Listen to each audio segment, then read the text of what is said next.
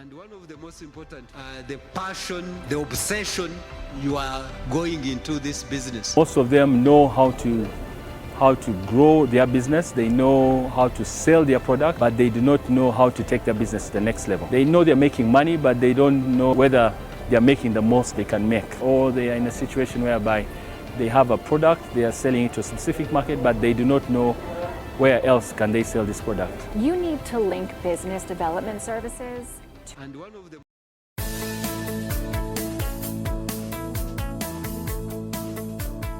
PAIN stands for Promoting Agribusiness Investment, Networking and Trade, whose objective is to support agri-entrepreneurs in Uganda to improve their competitive advantage and connect to long-term strategic, profitable and investment financing, trade and BDS opportunities.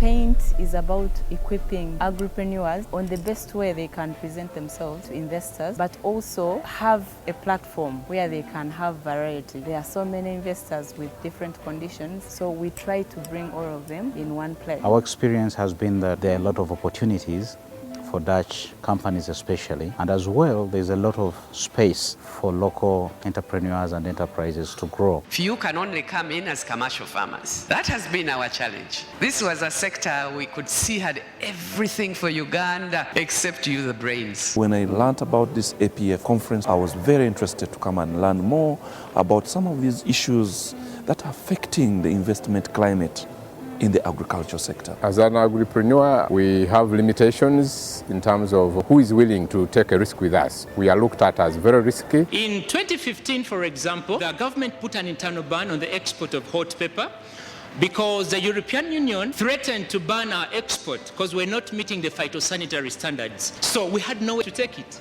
It had to rot in the gardens and we had nothing to tell the farmers. We need business partners who understand our risk, who understand our development stages and give us the money at good terms, who appreciate our contribution and impact we make. I think in general is that agribusinesses want financing, but they cannot get financing until they are formalized. How do you determine to be in this business? What thinking are you putting into it? Then understanding the business, then having some support around you. And one of the most important, the passion, the obsession you are going into this business. Most of them know how to grow their business. They know how to sell their product, but they do not know how to take their business to the next level. They know they're making money, but they don't know whether they're making the most they can make, or they are in a situation whereby they have a product, they are selling it to a specific market, but they do not know where else can they sell this product. You need to link business development services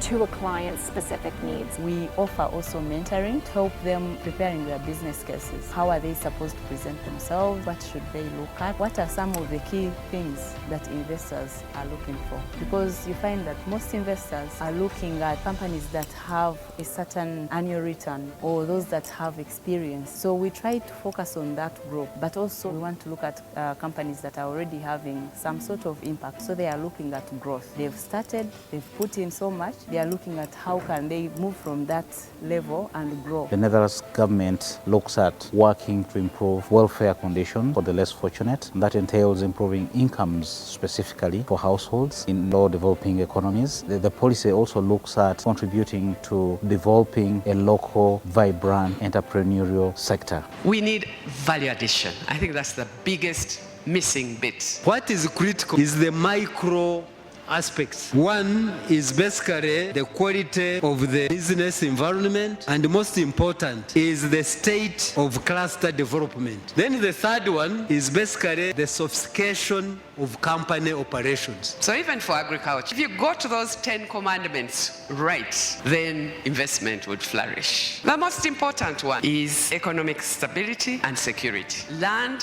labor, infrastructure, justice, banking, markets, the environment, of course, climate is concerned.